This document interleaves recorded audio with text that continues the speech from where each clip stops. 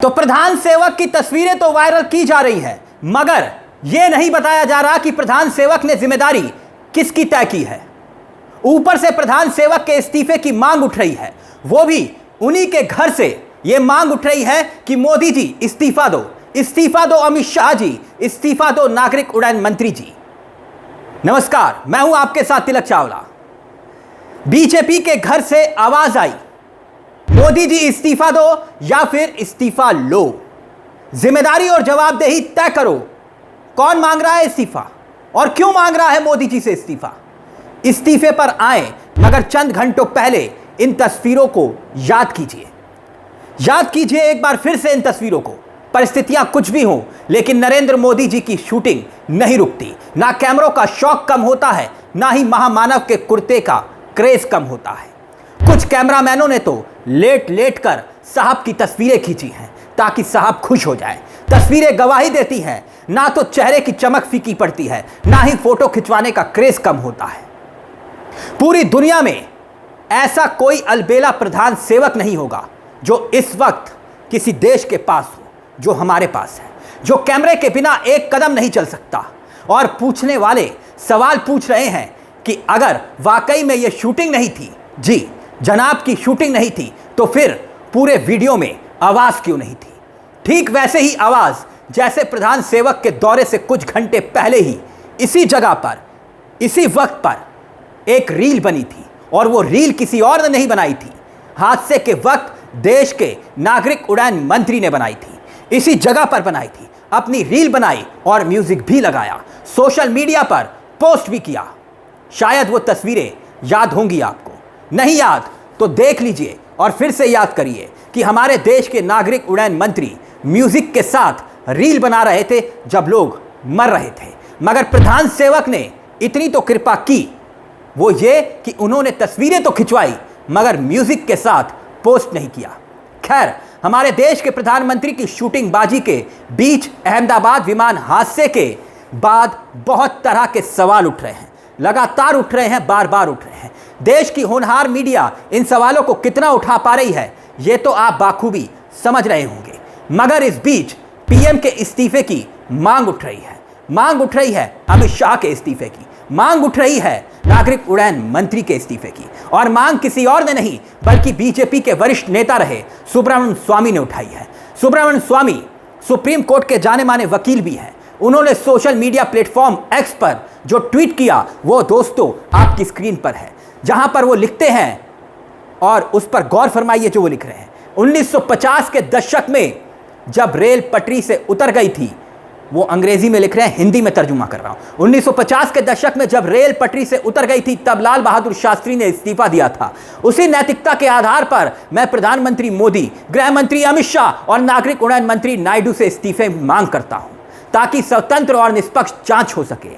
मोदी और उनके साथी अब तक जो कुछ भी कर रहे हैं वो सिर्फ दिखावा है, जिसे रोकना होगा। कौन कह रहा है? स्वामी कह रहा है, स्वामी कह रहे हैं। बताइए, स्वामी जी को कौन समझाए? मोदी सरकार में इस्तीफे नहीं होते, हादसे होते हैं, मंत्री रील बनाते हैं, मगर जिम्मेदारी तय नहीं होती। याद नहीं आता तो याद कीजिए, हमारे देश के रेल मंत्री को याद कीजिए, जिनकी रील के किस्से तो दुनिया भर में मशहूर हुए। भला कभी प्रधान सेवक ने उनका इस्तीफा लिया क्या? नहीं ना।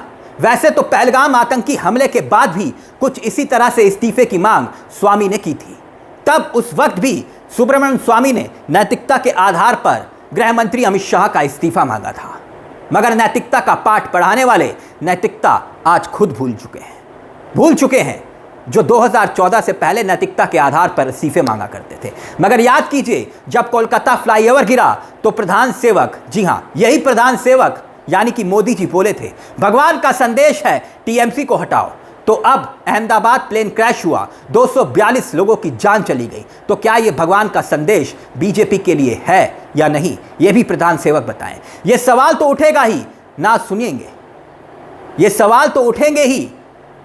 याद कीजिए कुछ साल पुराने वो बयान, सुनिए एक बार फिर से क्या कहा था मोदी जी ने। तो उस मात्रा में जरूर है, क्योंकि चुनाव के दिनों में गिरा ताकि पता चले कि आपने कैसी सरकार चलाई है। इसलिए भगवान ने लोगों को संदेश दिया है कि आज ये ब्रिज टूटा, कल ये पूरा बंगाल ऐसे ही खत्म कर देगी, इसको बचाओ, ये भगवान ने संदेश भेजा है। खैर, अब जांच पर आते हैं। विमान दुर्घटना जांच ब्यूरो यानी कि AAIB को विमान दुर्घटनाग्रस्त होने के मामले की जांच सौंप दी गई है। सवाल सिर्फ हादसे का नहीं है, बल्कि जवाबदेही और जिम्मेदारी का है। सिर्फ तस्वीरें खिंचवाकर प्रधान सेवक उन सैकड़ों लोगों की मौत को भुला देंगे जैसे रेल हादसों में होता आया है। AI-171 विमान को सिर्फ दुर्घटना मानकर हम भूल जाएंगे, क्योंकि सवाल सिर्फ हादसे से जुड़े हैं, सिर्फ हादसे से जुड़े नहीं हैं। इस हादसे की वजह आज लोगों के मन में बेचैनी और दहशत को भी पैदा कर चुकी है। बात सिर्फ प्लेन क्रैश की वजह तलाशने तक सीमित नहीं रह गई है। हमें यह जानना और समझना आज जरूरी हो गया है कि इससे पहले विमानों के भीतर जो भी तकनीकी खामियां होती थी, एयरपोर्ट पर लापरवाही की खबरें आती थी, तो क्या इस हादसे के बाद लोगों का भरोसा, उनका विश्वास नहीं डगमगाया होगा, नहीं हिला होगा कि एयर इंडिया के भीतर सब कुछ ठीक नहीं है, एयरपोर्ट की व्यवस्थाओं में सब ठीक नहीं चल रहा। कभी प्लेन का AC खराब होने की खबर आती है, तो कभी टूटी हुई कुर्सियां, तो कभी टीवी पर तस्वीरें चलती हैं कि जनाब प्लेन में टीवी नहीं चल रहा। वहीं खाना बहुत खराब मिलता है।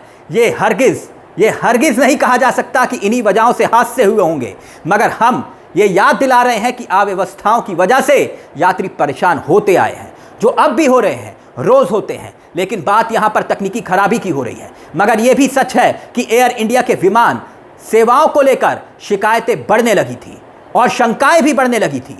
ये हालात क्यों बन गए कि एयर इंडिया के भीतर ये सवाल तो पहले से ही उठ रहे थे। क्या यह नहीं सवाल बनता कि एयर इंडिया या दूसरी विमान कंपनियां इस दुर्घटना से कुछ सीख लेंगी या फिर नहीं? और क्या सीख लेंगी? अब उस सीख का असर जमीन से लेकर आसमान तक की सेवाओं पर पड़ेगा या फिर नहीं? यकीनन लोग इतने घबराए हुए हैं कि पूछिए मत। खासकर वो लोग जो आने वाले दिनों में एयर इंडिया के विमान से यात्रा करने वाले हैं। लोग पुराने तजुर्बे को याद कर रहे हैं, पुराने तजुर्बे को साझा कर रहे हैं, और कुछ चर्चाएं तो ऐसी हैं कि सोच कर रोंगटे खड़े हो जाते हैं। ऐसा कैसे हो सकता है कि ठीक 37 साल पहले, जी हां, ठीक 37 साल पहले इसी अहमदाबाद एयरपोर्ट पर इसी इंडियन एयरलाइंस का फ्लाइट नंबर ICC 113 आग के गोले में तब्दील हो गया था। यकीन नहीं आता तो मैं कुछ तस्वीरें और कुछ मैगजीन के किस्से आपको याद दिलाना चाहूंगा। वो जहाज बोगोई कंपनी का ही था। बोगोई 737 ये ड्रीम लाइनर है। उस विमान हादसे के बाद इंडिया टुडे मैगजीन का ये फ्रंट पेज देखिए। हादसे की तस्वीर को कवर पेज पर छापा गया और लिखा गया, घरेलू विमान यात्रा भाग्य भरोसे। तो क्या ये वही सिलसिला आज तक जारी नहीं है?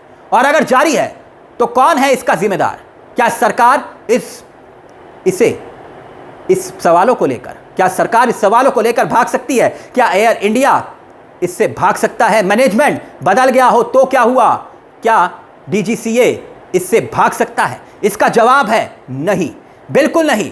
और अगर कोई अपना पल्ला झाड़ रहा है तो ये बेशर्मी है। इसीलिए देश के प्रधान सेवक सिर्फ तस्वीरें खिंचवाने से काम नहीं चलेगा, काम चलेगा एक्शन लेने से।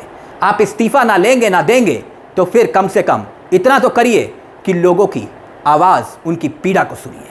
नमस्कार, जय हिंद, जय भारत।